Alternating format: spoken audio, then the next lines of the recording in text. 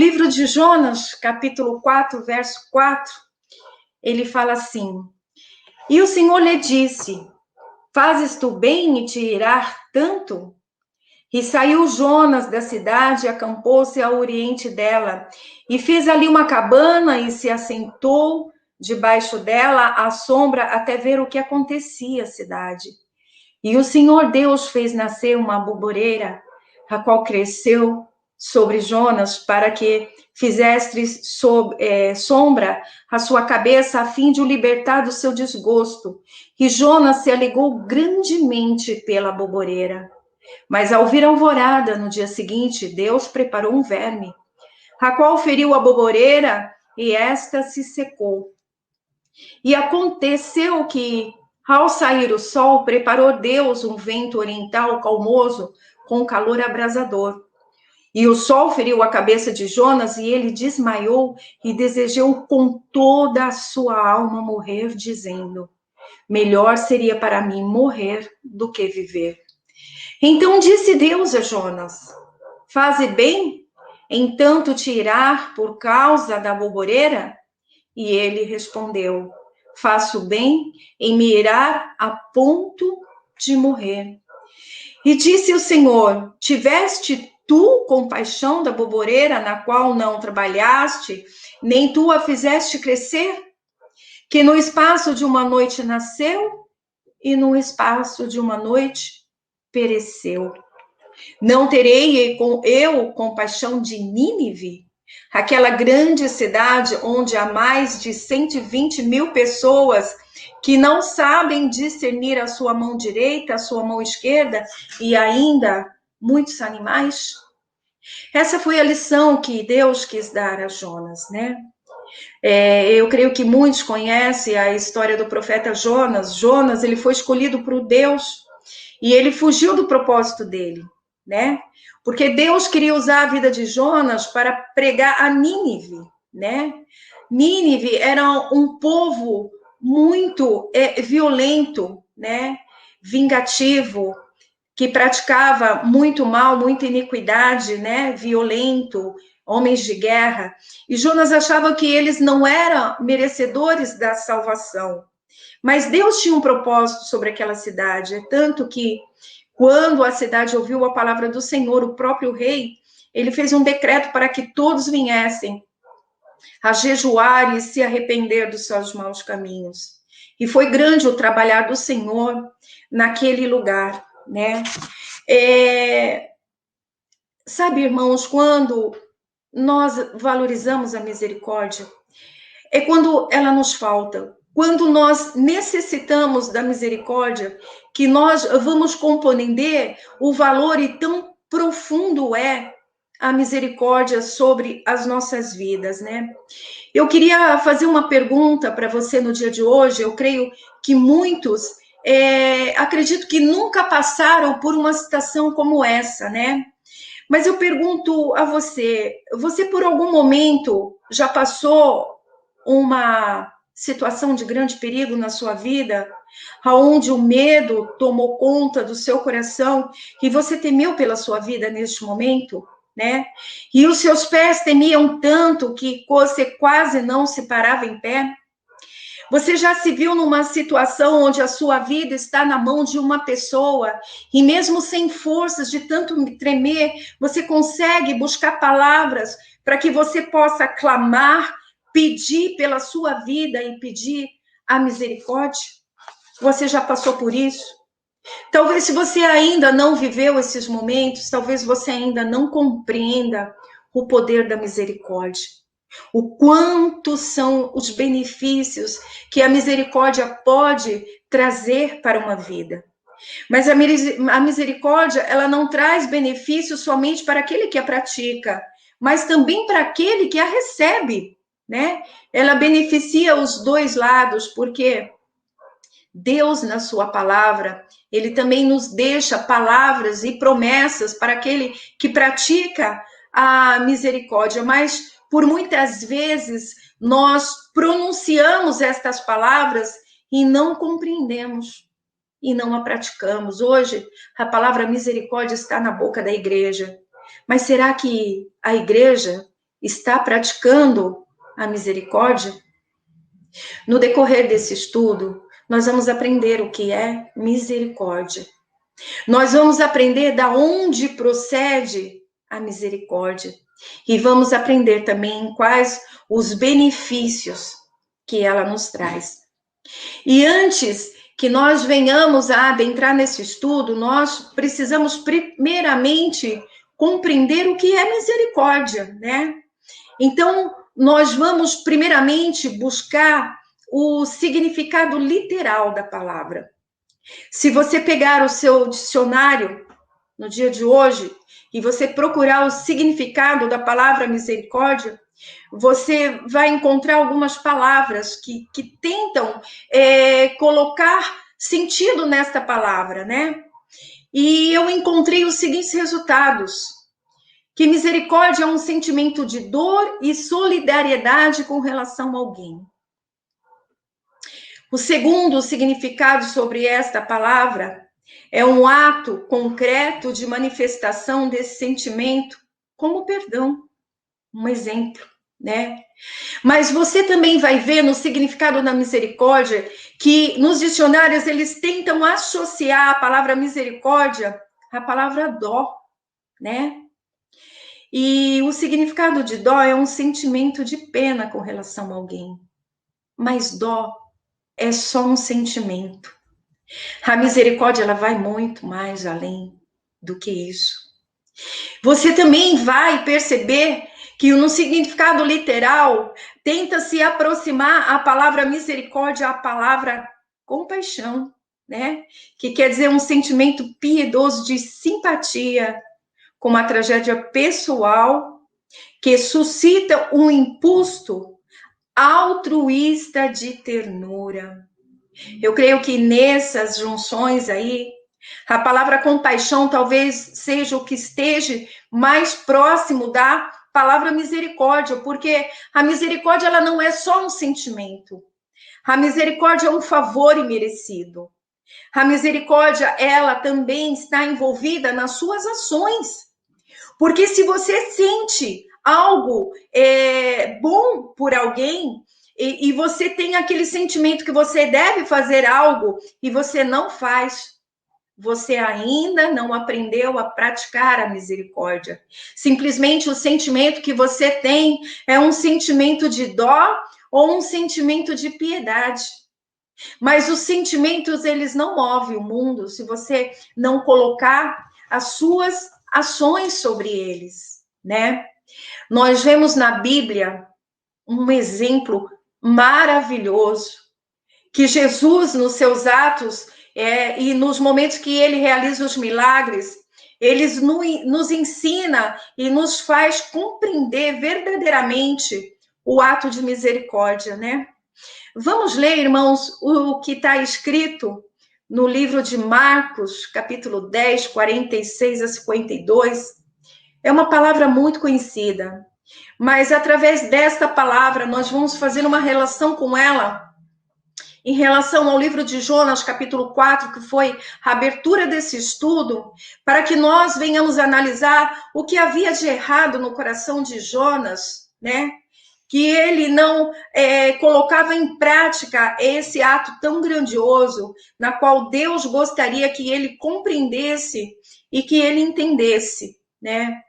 O livro de Marcos, capítulo 10, a partir do versículo 46 até os 52, ele fala assim: depois foram para Jericó, e saindo ele de Jericó com seus discípulos, e uma grande multidão, Bartimeu, o cego, filho de Temeu, estava sentado junto ao caminho, mendigando.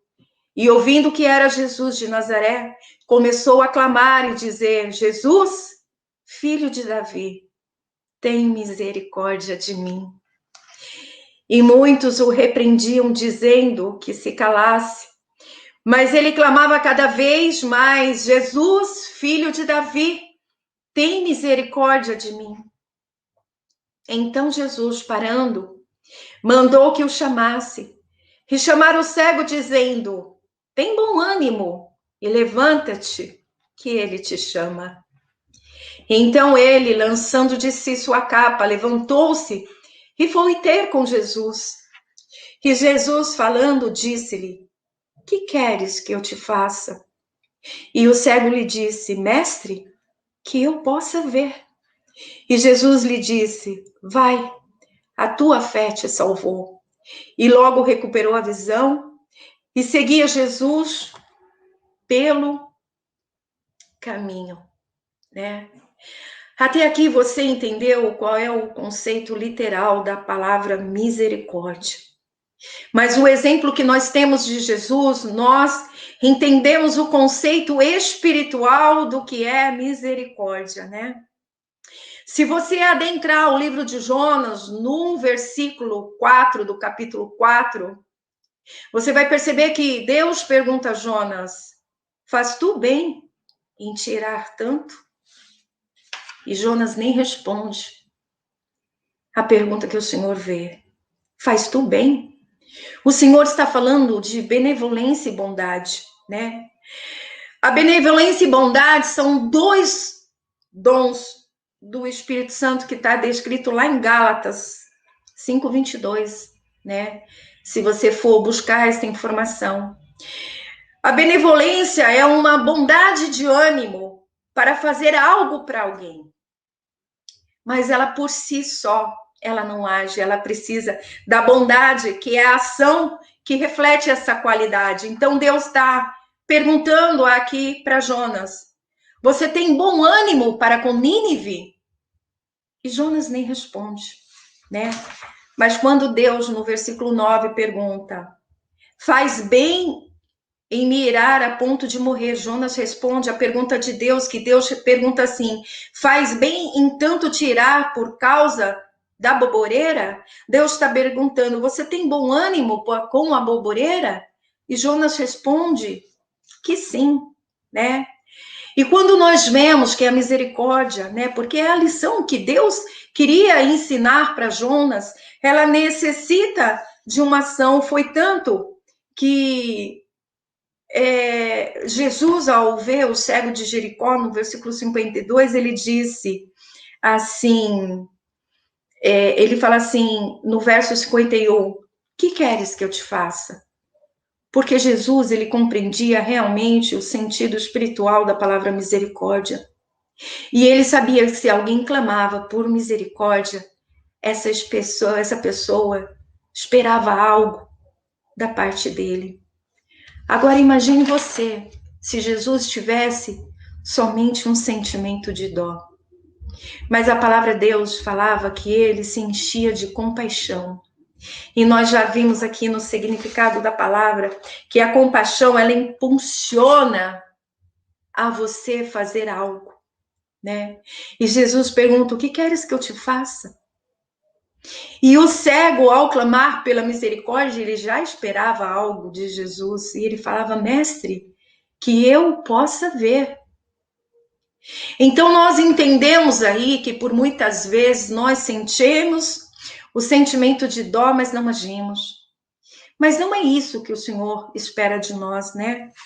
O Senhor espera que nós andemos e praticamos a misericórdia. Afinal, nós não devemos ser somente ouvintes da palavra do Senhor, mas nós temos que, através dos nossos atos e atitude, viver a justiça de Deus. Nós vamos aprender aqui nesse estudo com uma pessoa que nos ensina grandiosamente com o seu testemunho de vida, aonde ele pôde dizer que o testemunho de vida dele foi praticar a misericórdia, aonde pela própria boca do próprio Deus ele foi qualificado como sendo justo, reto e que se desvia do mal. Uma pessoa próspera, mas que Deus permitiu que passasse por provação, para que nós possamos, no dia de hoje, compreender o valor que a misericórdia tem, para que nós possamos alcançar em Deus esta virtude. Porque se é um fruto do Espírito, é no Espírito que nós vamos buscar e alcançar, porque se é fruto, pode crescer em nossas vidas. E aí nós vimos agora o conceito literal, nós vimos o conceito espiritual, né, que a misericórdia, ela tem que ser a união da benevolência e a união da bondade para que seja praticado a misericórdia. Eu pergunto para você no dia de hoje, de onde procede a misericórdia? Né? Da onde ela vem? Da onde surge esse sentimento de benevolência no seu coração? Da onde surge esse sentimento que impulsiona você a caminhar a favor, né, do seu próximo? Porque toda a Bíblia, ela gira em torno de dois grandes mandamentos. O primeiro deles é amar ao teu Deus de todo o teu coração. E o segundo dele é amar ao teu próximo. Se você conseguir fazer isso, você está cumprindo a verdade e a justiça de Deus e todos os demais mandamentos, né? Para que nós venhamos responder esta pergunta de onde procede a misericórdia, nós vamos buscar na Bíblia, no livro de 2 Coríntios 1, de 3 a 4, que fala sobre os dons espirituais, né? E a palavra de Deus, ela fala assim: bendito seja o Deus e Pai de nosso Senhor Jesus Cristo, o Pai das misericórdias e o Deus de toda consolação, que nos consola em toda a nossa tribulação, para que também possamos consolar os que estiverem em alguma tribulação, com a consolação que nós mesmos somos consolados por Deus. Então, a consolação e a misericórdia, ela provém do Senhor, né? Se você observar no capítulo 4 de Jonas, no verso 6, né? Lá fala que Deus queria libertar o coração de Jonas do desgosto. Você acha que um coração tribulado, desgostoso, ansioso, com ânsia de vingança, um coração que está magoado, você acha que esse coração verdadeiramente ele praticará o perdão? Ele praticará a misericórdia? Você acha que enquanto nós estivermos com um coração cheios, nós seremos capazes de encher os nossos corações de benevolência e praticarmos o ato de bondade? Talvez nós até fazemos isso, mas de forma fingida. Mas a palavra de Deus fala que nós temos que buscar no Senhor o consolo. Houve momentos da minha vida, né, que eu precisava muito perdoar uma pessoa. E quando eu ia orar por esta pessoa, eu não conseguia pronunciar uma só palavra. Porque o meu coração estava tão amargoado, tão ferido. Como é que nós podemos liberar o perdão com um coração que ainda necessita ser curado? E aí nós vamos nos derramando na presença de Deus, nós vamos nos esvaziando, o Senhor vai nos concedendo o consolo, porque o consolo é um manancial, ele não se esgota em momento nenhum, e ele a cada dia vai nos enchendo. E eu orava ao Senhor, e eu pedia ao Senhor a oportunidade do Senhor preparar o momento de eu estar cara a cara com aquela pessoa. E eu falava assim: Senhor, quando eu estiver cara a cara com esta pessoa, e eu falar para ela, eu te perdoo em nome do Senhor Jesus, eu estarei apta para fazer a sua obra. E o Senhor assim preparou, né? Graças a Deus. Assim, nós vamos conhecendo no Senhor aquele lugar secreto que por muitas vezes nós oramos lá no Salmo 91. Aquele que habita no esconderijo do Altíssimo descansará. Será, irmão, que você já conheceu esse lugar secreto, aonde os santos conhecem? Aonde o consolo jorra e cura os nossos corações e nos encoraja para que nós venhamos a superar todas estas coisas E para que nós venhamos, através dos nossos atos, a praticar a bondade, né? Você deve se perguntar no dia de hoje, né?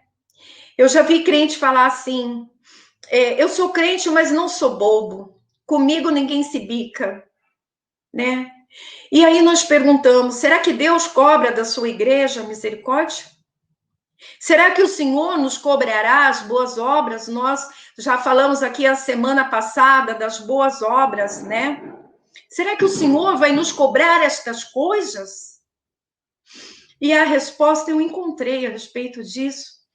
Está lá no livro de Mateus 25, 31, 46. Irmãos, foi tão grandiosa esta palavra que o Senhor colocou que quando eu concluí esse estudo, eu deitei na minha cama e comecei a glorificar a Deus e falei, meu Deus, eu encontrei o endereço do céu. Eu encontrei o caminho verdadeiro e eu descobri o segredo de Deus para a minha vida. Se nós formos lá no livro de Mateus, vamos compreender um pouco mais quando nós estivermos concluindo esse estudo. Eu vou mostrar para você qual é o endereço do céu. Sabe o endereço onde você pega o endereço, coloca lá no GPS e você chega no lugar certo aonde você quer estar? É esse endereço que eu digo para você. E o livro de Mateus 25, 31, ele fala assim, né? E quando o Filho do Homem vier em sua glória, todos os santos anjos com ele, então se assentará no trono da sua glória. E serão reunidas diante dele todas as nações, e os apartará um dos outros, como o pastor aparta as ovelhas dos bodes. E porá as ovelhas à sua direita, mas os bodes à esquerda. Então o rei dirá aos que estiverem à sua direita, vinde, benditos de meu Pai, possuir por herança o reino que vos está preparado desde a fundação do mundo. Porque tive fome e me deste de comer, tive sede e me deste de beber, era forasteiro e hospedar-me, estava nu e vestir-me, adoeci e visitai-me, estive cárcere e foste ver-me. Então os justos lhe perguntaram, dizendo, Senhor, quando te vimos faminto e te demos de comer, ou com sede e te demos de beber? E quando te vimos forasteiros e te hospedamos, ou nu e te vestimos? E respondendo o rei, lhes dirá, em verdade vos digo que, quando fizeste a um destes meus irmãos pequeninos, a mim o fizeste. O Senhor Jesus nos retrata aqui nada mais além da misericórdia, das boas obras. Nós já falamos das boas obras na aula passada, e da bondade, que é a benevolência colocada em prática. É muito fácil hoje saber quem serve e quem não serve ao Senhor, né? Porque o Senhor fala que é da boa árvore vem os bons frutos, né? Será, irmãos, que nós estamos sendo misericordiosos, né? Ou achamos que o sofrimento do nosso próximo não nos diz respeito? Quantos gritos de misericórdia ainda há no mundo, né? E a igreja ainda está adormecida e não arregaça suas mãos para fazer a obra do Senhor. Será que o Senhor trouxe a salvação só para mim? Ou será que aquele que realmente encontrou o caminho do céu, ele vai querer ir sozinho? Ele não vai querer conduzir mais alguém? Será que isso não está vivo em nossos corações? A igreja primitiva falava que eles contagiavam e a cada dia Deus acrescentava mais aqueles que eram salvos, né? Vamos ler agora alguns versículos que nos lembra a importância da misericórdia, e depois nós vamos entrar no livro de Isaías para nós vermos as promessas que Deus faz e quais os benefícios que a misericórdia pode trazer para a vida daquele que pratica. Porque nós já descobrimos e nós já sabemos que aquele que recebe a misericórdia, ele está recebendo um favor grandioso. Isso já está explícito demais. Mas por muitas vezes praticar o ato de misericórdia é doloroso, né? Não é fácil você praticar a misericórdia e você viver na justiça de Deus. Mas Deus nos promete algo grandioso que nós vamos descobrir no dia de hoje. Os versículos que nos lembram sobre misericórdia estão lá no livro de Provérbios e Salmos, né? Salmo 42 fala: feliz quem se lembra do necessitado e do pobre. Provérbios 19, 17, ele fala assim: quem se apieda do pobre, empresta ao Senhor, que lhe retribuirá o benefício. Provérbios 22, 9 fala: o homem benevolente será abençoado porque tira do seu pão para o pobre. Provérbios 28, 27, o que dá ao pobre não padecerá penúria, mas quem fecha os olhos ficará cheio de maldições, né? Não há virtude maior a qual a Bíblia assegura recompensa do que aqueles que praticam a misericórdia. Se Deus recompensa as virtudes, Deus recompensa em dobro para aqueles que praticam a misericórdia, né? Nós vamos ler agora Isaías 58, 6, que são as promessas que Deus faz para aqueles que praticam a misericórdia. Nós vamos ler, e eu vou, através desta palavra, conceituar para você e te dar o contexto histórico também do que estava acontecendo a Israel naquele momento e por que Deus pronunciava essas palavras, né? E Deus queria que eles retrocedessem. É como se você virasse para trás, desse a meia volta e começasse tudo de novo, né? Em Isaías 58, 6, ela começa assim: porventura não é esse o jejum que eu escolhi? Que desate as ligaduras da impiedade, que desfaça as pesadas das cargas, e que deixe livre os oprimidos, e que despedace todo jugo. Deus estava falando assim para Israel: pesadas cargas você coloca sobre o pobre. Por quê?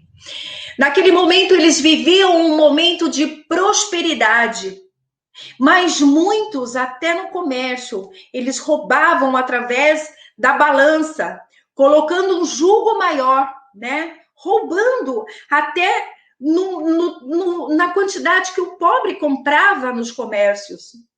Que Deus falava assim: tira esse jugo sobre o pobre. Olha que tremendo. Esses dias eu ouvi no rádio, eu até comentei com o nosso pastor presidente, eu falei: pastor, eu vi um irmão pregando a respeito daqueles que roubam. Olha que palavra grandiosa, né? Nós não vemos mais esse tipo de pregação e não ouvimos. Eu achei aquilo tremendo, porque muitos, né, eles colocam um jugo maior sobre o seu companheiro, né? Para que você entenda um pouco mais, vamos supor num casal, quando entra uma terceira pessoa, o jugo fica desigual, né? Quando alguém começa a influenciar num relacionamento, o jugo fica desigual. Por muitas vezes, nós colocamos um jugo pesado demais na vida do nosso irmão e nos percebemos. E o Senhor, a primeira instrução que ele dava é: tire esse jugo. Tem que ser de igual para igual. Amar o teu próximo como a si mesmo. Olha que tremendo, né? Vamos aliviar a carga, vamos dar o consolo, aquele mesmo consolo que nós lemos aqui no livro de 2 Coríntios 1, 3 a 4, que nós vamos buscar lá nos pés do Senhor, a paz que a igreja de Cristo, ela consegue aos pés do Senhor essa mesma paz, esse mesmo consolo, ela tem que transbordar. E nós não devemos ter o nosso coração atribulado. e nem o nosso coração desejoso dos bens materiais que venhamos a defraudar ao nosso próximo, né? E prosseguindo no versículo 7 fala, não é também porventura que repartas o pão com o faminto e aos pobres desterrado recolhas em casa, que quando vires o nu, o cubra e não te esconda da tua própria carne. E o Senhor fala assim, faça o contrário daquilo que você está fazendo, em vez de você tirar o pão do faminto e roubar, que você repartas o teu pão com quem tem fome, né? Deus queria essa transformação. E Israel fazia exatamente ao contrário, cada um achando que era mais desperto do que o outro, né? E no verso 8 ele fala assim, então romperá a tua luz como alvorada. Esta palavra é grandiosa, e da sua saúde brotará repentinamente, e irá a tua justiça diante de ti, e a glória do Senhor será a tua retaguarda. E o Senhor fala que quando você praticar a misericórdia, a luz do Evangelho estará sobre a tua vida, e você verá a justiça de Deus, ela irá diante de ti. Aonde você pisar será a imagem de Deus que será refletida. Você será a imagem e semelhança ao Senhor. O Senhor vai olhar para você e vão falar, eu vejo Deus na sua vida. Você vai ver, através da vida de Jó, que Jó, na vida dele, ele testemunhava estas coisas. E o Senhor irá contigo. O Senhor te acompanhar na tua retaguarda. Olha que promessa maravilhosa que o Senhor dá para aqueles que praticam a misericórdia. No verso 9 fala, então clamarás, o Senhor responderá. Gritarás e ele dirá, eis-me aqui. Se tirares do meio de ti o jugo e estender o seu dedo e o falar vaidade, quer dizer, tira o jugo, mas estenda a sua mão direita, né? Então você pedirá e o Senhor responderá. Você gritará e o Senhor falará, eis-me aqui. Estou do teu lado, estou perto, estou próximo, eu sou contigo. Olha que tremendo esta promessa, né? Hoje nós falamos assim, o Senhor é comigo. Mas será que nós praticamos as boas obras, né? É hora de nós olharmos para as nossas vidas e nós começarmos a praticarmos a boa obra. No verso 10 fala, e se derramares a tua alma ao faminto e fartares a alma aflita, então nas trevas nascerá a luz e a tua escuridão será como o meio-dia. No verso 11, e o Senhor te guiará continuamente, e nos lugares secos fartará a tua alma, e fortalecerá os teus ossos, e será como um jardim bem regado, e como um manancial cujas águas nunca faltam. Sabe aquelas águas que manam no trono de Deus, né? Que a gente fala que nunca se esgota, e que nós bebemos da misericórdia, que nós bebemos dessas coisas e do consolo. Elas têm que transbordar nas nossas vidas e nós também temos que dar de beber àqueles que estão no nosso lado. Essa é a verdadeira missão da igreja, para que nós sejamos testemunhos vivos. E quando eu li desta palavra, eu lembrei do Salmo 1, que fala sobre o homem justo. E no verso 3 fala assim, e como a árvore plantada à beira de águas correntes, dá frutos no tempo certo, e suas folhas nunca murcham. Tudo o que ele faz, prospera. Então descobrimos o segredo da prosperidade, é praticar a misericórdia. Você quer ser próspero na presença de Deus? Pratique a misericórdia. Eu quero contar para vocês um testemunho tremendo a respeito disso que Deus fala quando nós oramos, Deus responde, né? Quando eu era nova nos caminhos do Senhor, uma vez uma cliente me pediu orações. E aí eu conheci um irmão de intercessão que ele tinha um testemunho muito grande, né? Ele orava e Deus concedia, às vezes, cura. Coisas grandiosas eram os testemunhos dele, né? E eu falei assim, tá bom, irmã, eu vou orar por você. E depois pensei comigo, eu vou orar, mas eu não vou orar sozinha. Eu vou pedir para o irmão Hernani orar também, né? E aí eu liguei para ele, ele falou, tá bom, irmã Val, eu vou orar pela sua cliente. E aí no dia seguinte, esse irmão me liga e fala assim, irmã, ontem quando eu fui dobrar os meus joelhos para orar para ser sua cliente, eu não orei por ela. Eu falei, nossa, irmão, você não orou, mas por quê? Ele falou, porque Deus falou para mim não orar por ela. E eu falei, nossa, mas por que Deus pediria para você não orar? E ele falou assim, porque Deus está permitindo todas estas coisas na vida dela para que ela se achegue mais a Ele. Eu falei, não, irmão, mas essa irmã é crente. Ele falou, não, irmão, ela não é, ela está afastada dos caminhos do Senhor. Pode perguntar para ela. E não era que ela estava mesmo desviada dos caminhos do Senhor? E nós vimos, né? Uma vez eu perguntei para ele assim, irmão Hernani, qual é o segredo da intercessão? E ele respondeu assim para mim, irmão, orar por alguém é um ato de amor, é um ato de misericórdia. Eu achei aquilo tão profundo, mas tão profundo. E aqui é o cumprimento desta palavra, onde fala assim que o Senhor responderá prontamente a tua oração. Por isso Deus respondia prontamente a oração desse irmão, porque ele entendia que o momento da oração era um ato de misericórdia e amor para com aquela pessoa. Isso para mim foi uma lição grandiosa. Agora, se você falar no dia de hoje, mas isso, irmã, é um testemunho vivo seu, onde na Bíblia nos dá o exemplo de que essas promessas que nós lemos agora, no livro de Isaías 58, foram cumpridas. E aí eu encontrei essa resposta maravilhosa que está lá no livro de Jó, né? No capítulo 29, do verso de 1 a 25, se você quiser neste momento pegar a sua Bíblia, né?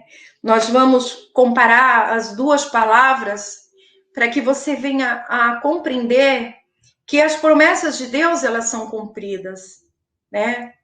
Que o testemunho da Bíblia é você cumprir a palavra de Deus e você ser o testemunho vivo de que aquilo que Deus falou é verdade, porque você viveu e você é a prova viva de que a palavra de Deus é vida, é poder, é nascimento, entendeu? Então, através da pessoa de Jó, no capítulo 29, de 1 a 25, nós vamos ver estas palavras de Isaías cumpridas. E aí, nós vamos também ver aqui que ele, né, Jó descobre o segredo de Deus, ele fala, e descobre também o endereço que o leva até o céu, né? E o livro de Jó fala assim, é Jó falando de si mesmo, né? E você pode pensar, mas como o homem pode dar o seu próprio testemunho? Mas o próprio Deus falava que Jó era um homem justo, reto e que não se desviava do mal. Então, o seu próprio testemunho, ele é verdadeiro quando ele fala de si mesmo. E a palavra fala assim, e Jó, prosseguindo na sua parábola, disse, quem dera que eu tivesse como nos meses passados, como nos dias em que Deus me guardava, né? Você lembra que nós lemos em Isaías que a palavra fala assim que Deus seria, que a justiça iria na sua frente e Deus seria a sua retaguarda? E Jó está lembrando daqueles momentos de prosperidade que ele vivia, os momentos de justiça que ele vivia, porque Deus permitia que ele passasse por uma provação, que ele fosse provado, mas não porque ele tinha cometido injustiça, porque Deus tinha um propósito para que nós viéssemos aprender no dia de hoje. Então ele fala, nos momentos que Deus me guardava, Então, a vida de Jó era guardada por Deus, assim como a tua também será, se você praticar a misericórdia. No verso 2 fala, quando resplandecia a sua lâmpada sobre a minha cabeça, a luz da qual eu caminhava no meio das trevas. E no livro de Isaías, nós lemos que nas trevas nasceria a luz. Olha que tremendo, né? Jó vivendo integralmente a palavra e as promessas de Deus sobre a vida dele, porque a vida de Jó era luz. Aonde Jó chegava e havia as trevas, não havia confusão, que era com Jó que estava a justiça e a verdade, né? Então, ele era a própria luz, né? Colocada, né, sobre a vida das pessoas, ele era uma referência, ele era um exemplo para todos, né? E no verso 4 fala, como foi nos dias da minha juventude, quando o segredo de Deus estava sobre a minha tenda. Jó sabia que o segredo da prosperidade era a prática da misericórdia, era as boas obras, era andar nos caminhos do Senhor. Então ele tinha descoberto esse segredo, né? E ele falava assim: terei eu uma vida próspera e terei eu uma vida longa. Ele vai pronunciar estas palavras ainda. No verso 5 fala: quando Todo-Poderoso ainda estava comigo e os meus filhos ao redor de mim, quando lavava os meus passos com manteiga e a pedra me derramava rios de azeite, quando saía eu à porta julgamento e na praça fazia preparar o meu assento, os jovens me viam que se escondiam, os idosos se levantavam e ficavam de pé. Os príncipes detiam as suas palavras e punham a mão sobre a cabeça. A voz dos principais se calava e a sua língua se apelava ao paladar. Era Deus honrando Jó, porque todas as pessoas respeitavam a pessoa de Jó. No versículo 11 fala: quando algum ouvido me ouvia, ele me tinha por bem-aventurado, e os olhos que me viam davam testemunho de mim. Não era só as palavras, eram as atitudes, eram os atos de Jó que os tornavam justo. E as pessoas reconheciam e viam isso e o tinham como bem-aventurado. No verso 13 fala: a bênção do que ia perecendo vinha sobre mim, e o coração da viúva eu fazia com que se jubilasse. Vestia-me de justiça, e ela me servia de vestimenta, como manto e diadema era a minha retidão. Quando eu li esse versículo, eu falei, eu encontrei.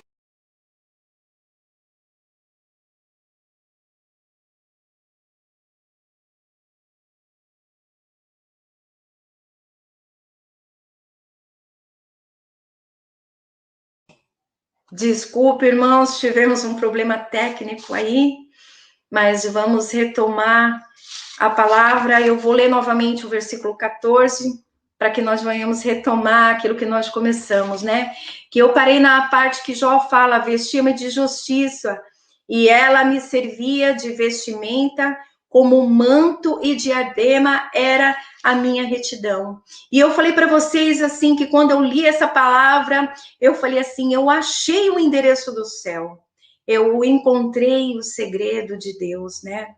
Se você for lá no livro de Apocalipse 19:8, ele vai descrever para você como está vestida a noiva de Cristo.